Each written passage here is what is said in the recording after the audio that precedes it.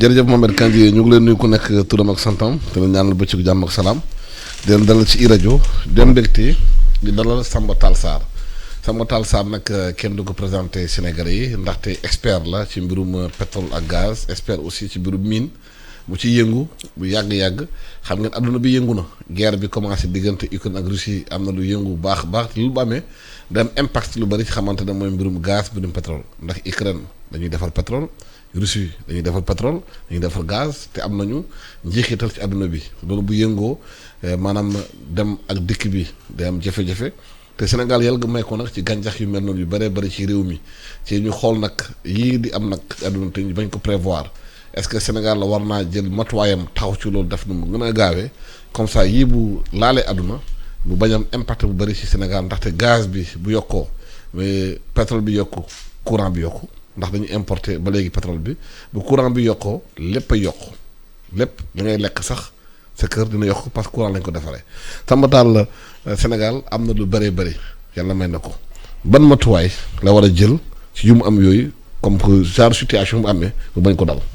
jërëjëf Alassane maa ngi lay nuyu di la ziar di ñaan yàlla kàddu yi fekk bépp sénégalais ak sénégalaises yi nekk ci biir réew ak ñi nekk bitim réew. maa ngi leen di ziar bi gën a tedd ci ziar yi.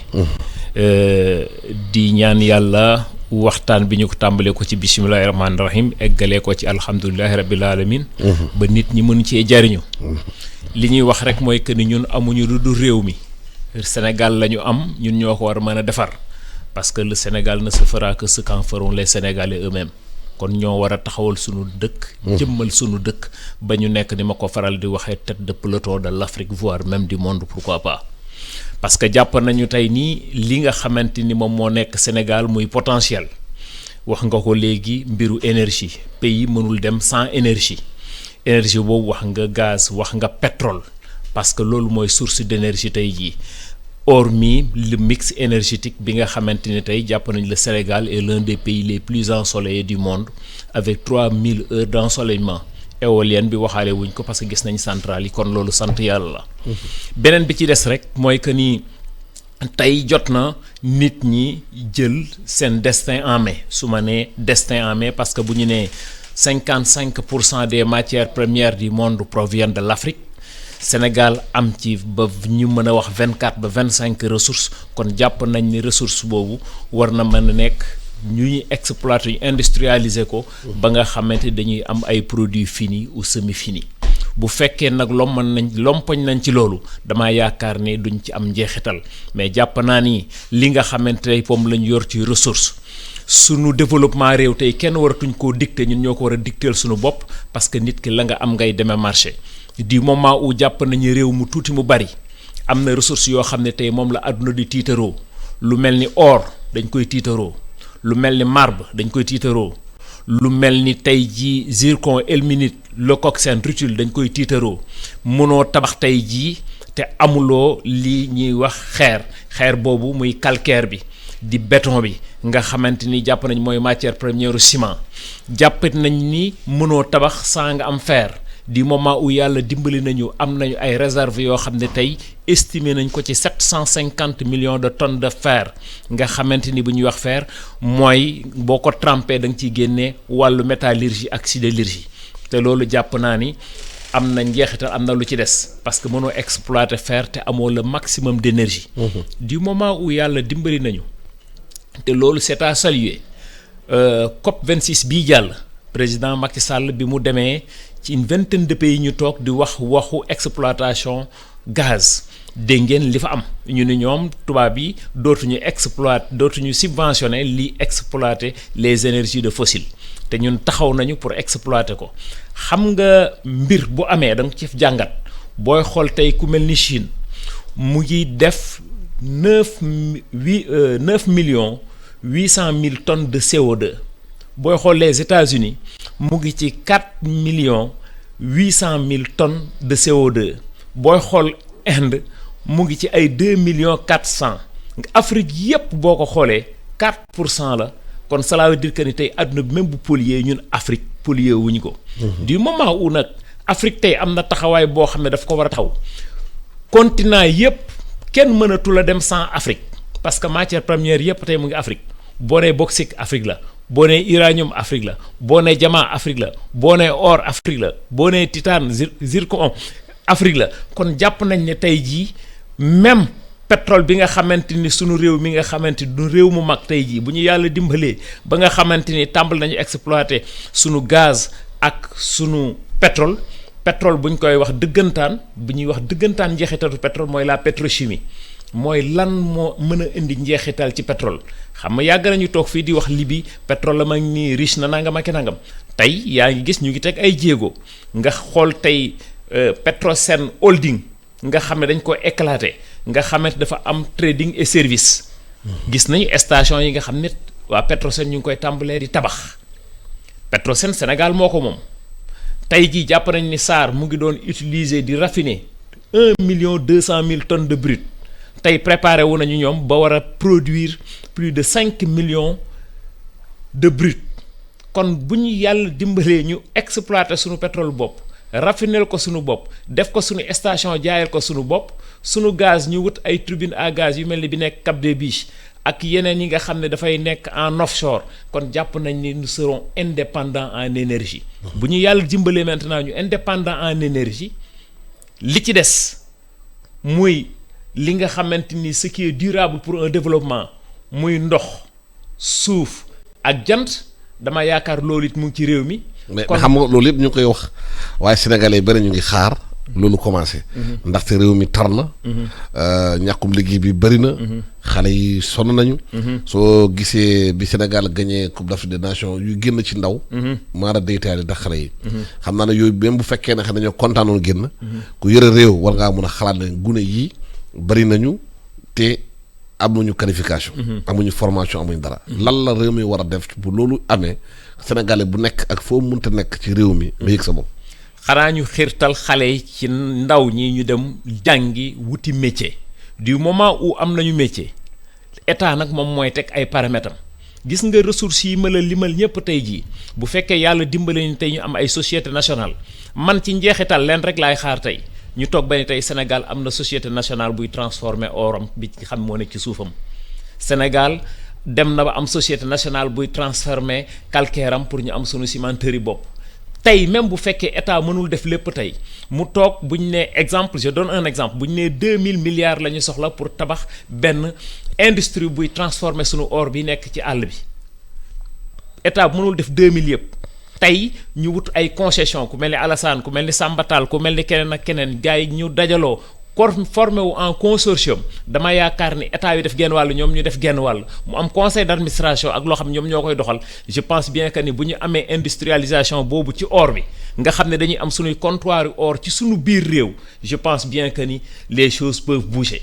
mais est-ce que stratégie boobu am na parce que ñu ngi koy wax souvent mais lu ñu gis mooy société étrangère entre guillemets ñoo ñëw ci réew mi toog di def liggéey boobu est-ce que secteur privé national bi réunir nañ ko jox ko gëdd bi ñu ko war waxuma secteur privé xamante ne accompagner président di dem di ñëw les vrais investisseurs xamante ne ñoom ñooy elm seen koppar di ko dugal ci réew mi est-ce que wóor nañ ñooñu waxtaan ak ñoom pour ñu mën a investir ci loolu ci réew mi gouvernement bi gunge leen ci loolu déjà amagul du moment où amagul nag. loolu problème la nag. voilà du moment où amagul nag te man li ma gëm dëggantaan mooy le patriotisme économique gis nga patriotisme économique boobu ñi nga xamante tey sont des capitaines d'industrie nekk ci biir réew mi. vrai capitaine vrai yi. ñoom loolu laa expliqué. wax ñu gunge président dugg ci avion dem la ñëw. les vrais xam nga su may wax les capitaines d'industrie mooy ñi nga am ni déjà. mate nañu ci xam-xam bi mate nañu ci alal ji.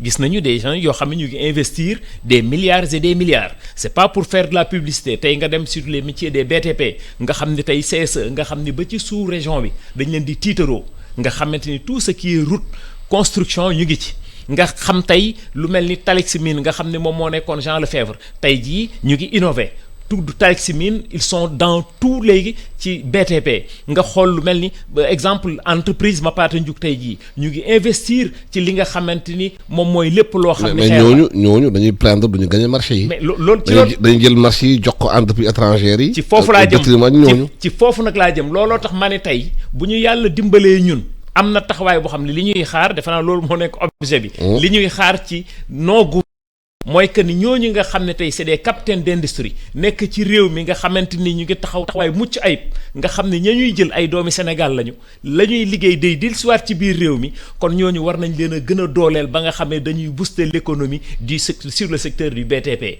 beneen bi ci des li ñu mën a wax mooy que ni tey dañu war a sant xamul tax ñu war a sant parce que le potentiel tey jii bi nga xamante yor nañ ko ci fer xam nga ba ñuy wax mbiru fer déggoon nga fi coow li amoon diggante ñun ak waa Turquie contrat bi ñuy signé wuñ ko fer mënuñu ko exploiter tant que amuñu énergie bu doy loolu leer na c'est clair.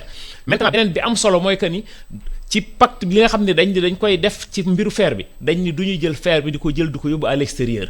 métallurgie bi fii lañ koy defee sidérurgie bi fii lañ koy defee cela veut dire que ni yàgg nañu wax ni Sénégal mënta defar puso mënta defar pont cela veut dire que ni une fois que ñu tàmbali exploiter fer boobu le Sénégal dina exploiter fer comme ni ko pays yëpp di exploiter. mais loolu dafa laaj ay investissement yu lourd. mais xaalis bu bari. effectivement parce que déjà en amont ñu ngi ciy liggéey.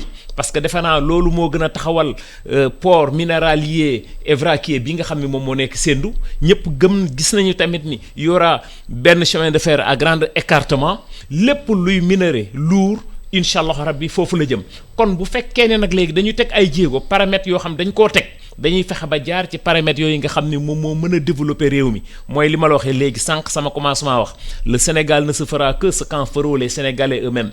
du moment xam-xam bi bu fi nekkee. boo waxee mbirum fer. voilà il faut ñu rëdd usine bi transformer fer bi fale ci Kédougou ci Falémé bi. merci gisuñu benn usine bu fa am. waaw da ay Sénégalais di gas rek. di yóbbu or bi dañu gis avion yi di dugal or bi ci seen maanaam gafa.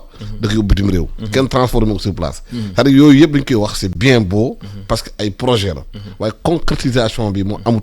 waaw concrétisation boobu nga wax xam nga dañ ne l'attente lan la nit ñi di xaar fi ne. par rapport ak ni nga xamante ne noonu la ñu war a mën a doxalee. xaar baa ngi bëgg a yàgg nag. merci léegi nag xaar boobu nag comme ni mu yàgg effectivement mu ngi bëgg a yàgg mais nañ jàpp ni peut-être li nga xamante ni moom moo nekk sunu kanam loolu tax ma ni il est temps que les pays africains plus particulièrement ce pays qui nous est si cher qui est le Sénégal ñu jël sunu destin en main. parce que guerre bi xew tey diggante Russie ak Ukraine war na dépendance.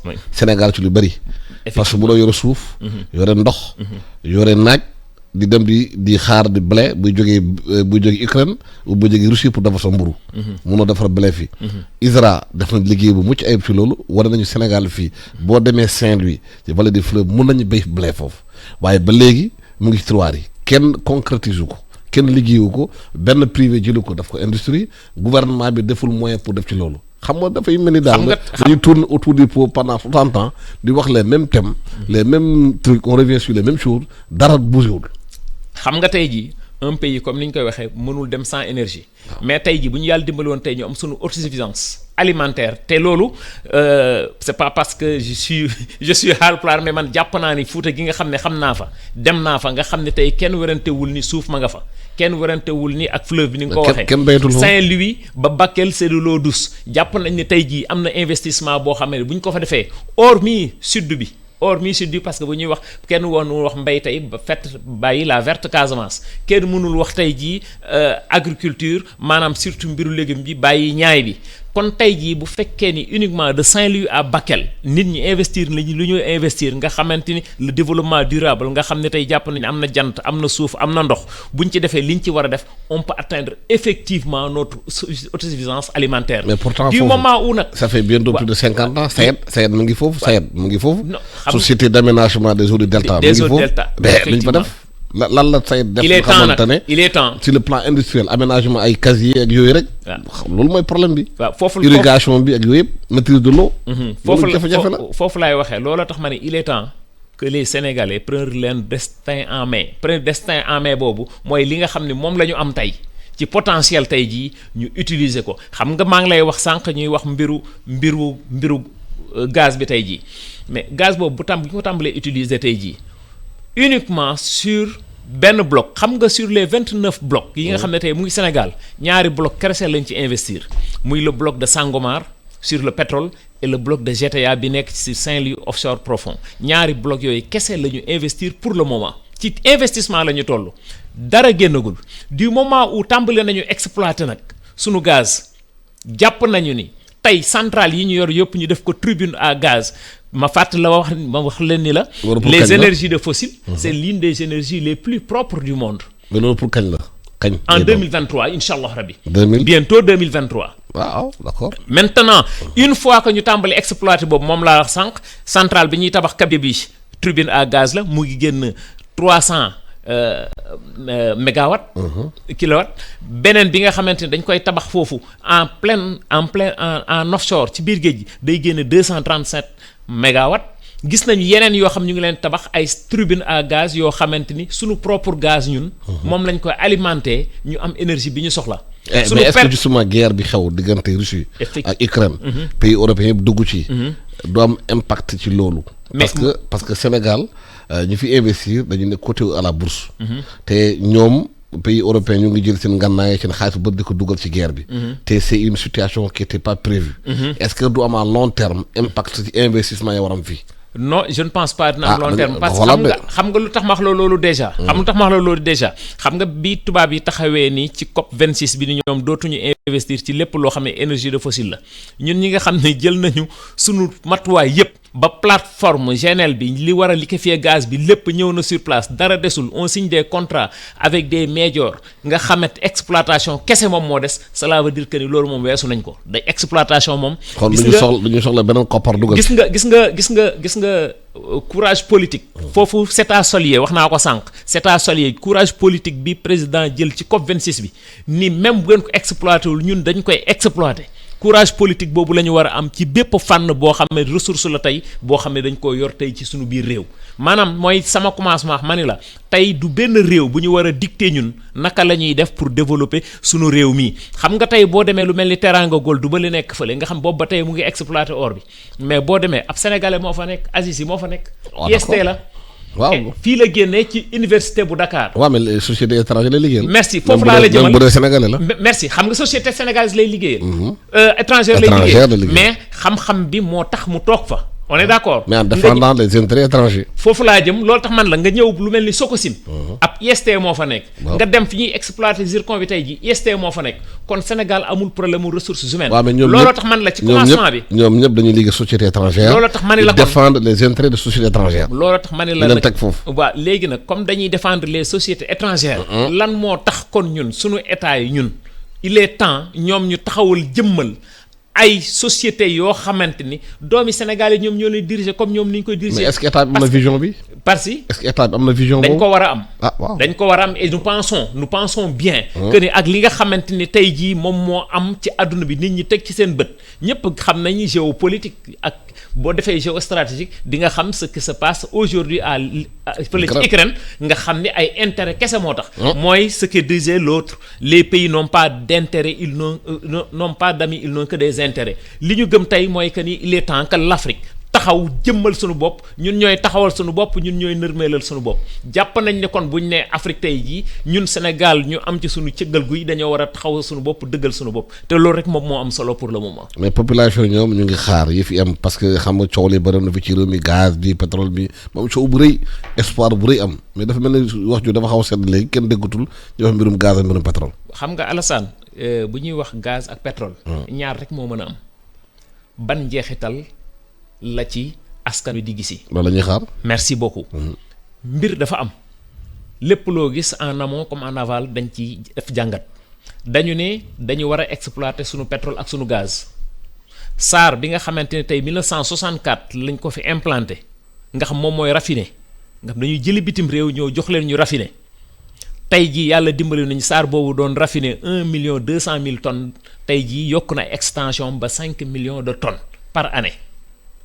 tey jii ñi nga xamante ni ñoom ñoo yor mbiru Petrosen mooy li ma la wax sànq xar nañu ko def nañ ko ay pàcc holding am na ñiy def exploration am na ñiy def trading et service am na ñoom ñu ne comme dañu nar a dem ci orbite 2023 exploiter suñu pétrole suñu gaz déjà dañuy taxawal suñu station bopp ñun waa Sénégal. mais xam nga pétrole gaz. dafa am chaîne de valeur. merci dafa métier yu bees yu war a indi. merci te gisuñu formation bi nga xamante ne mucc ayib na pour xale yu sénégalais. ñu former leen ci loolu ñu mën a exploiter toute la chaîne de valeur. sinon ñi nga xamante ne ñoo jógee bitim réew. mën a def liggéey boobu ñoo ñëw liggéey xale yi ci seen i place. loolu foofu laay waxee. naka la ñuy mën a jëlee xale yi former leen ci chaîne de valeur bu nekk. sénégalais nekk foofu. xam nga tey jii kenn warantewul ni y a beaucoup d'écoles de formation au Sénégal.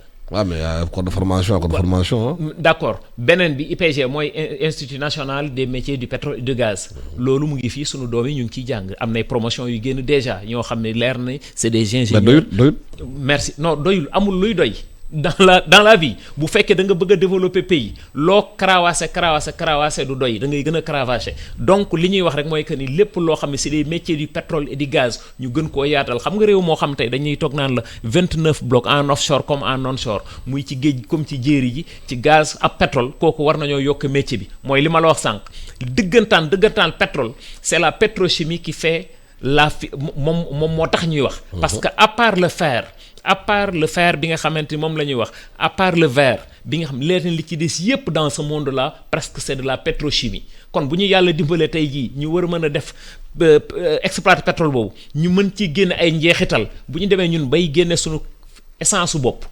sunu gasoil bopp ci sunuy station wu bopp loolu askan wi ala kulli àll daf ciy gis boppam beneen bi ci des li gën a am solo mooy que ni nos capitaines d'industrie yi nga xam ne yor nañ leen tey ci réew mi ñu boole leen ci li nga xamante ni noonu lañ mën a def ba développer secteur bi bu partez au Maroc par exemple ak yeneen pays africains yoo xam ñoom Algérie merci boo demee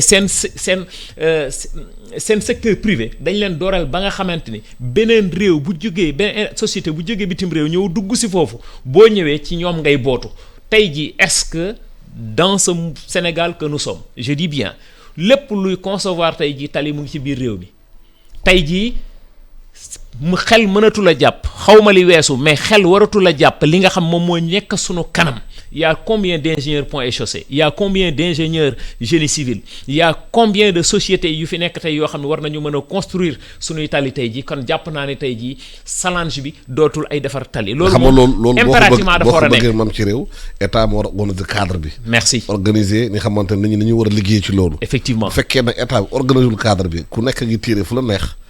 am nga yëf yi day wax ji day bari rek waaye dina am ñu jógee bitim réew mën a liggéey bi mën a organiser wu ñëw toog jël métier bi sama appel solo la lenn la lépp loo xamante ne tey dañ koy yor comme matière première nañu fexe ba industrialiser ko que ça soit des produits finis ou semi-finis bu fekkee ne industrialiser nañ ko sunu xale yi jàng nañu xam nañu xàmme nañu dinañ mën a intégrer carrière yooyu dinañ mën a intégrer mine yooyu dinañ mën a intégrer tout ce qui est secteur du BTP. est-ce que mën nañu gëm ci réew mi que gouvernement bi nekk fi industrialisation soxal na ko ndax choix des personnes yi war a diriger industrialisation bi ba ca ministère ba ci wàcc ba ci suuf est-ce que ceux qu'on a choisi ils sont compétents pour industrialiser le Sénégal. xam nga un problème de choix nag problème mu personne la déjà muy benn yàgg naa la wax ne le Sénégal n'a pas un problème de ressources humaines.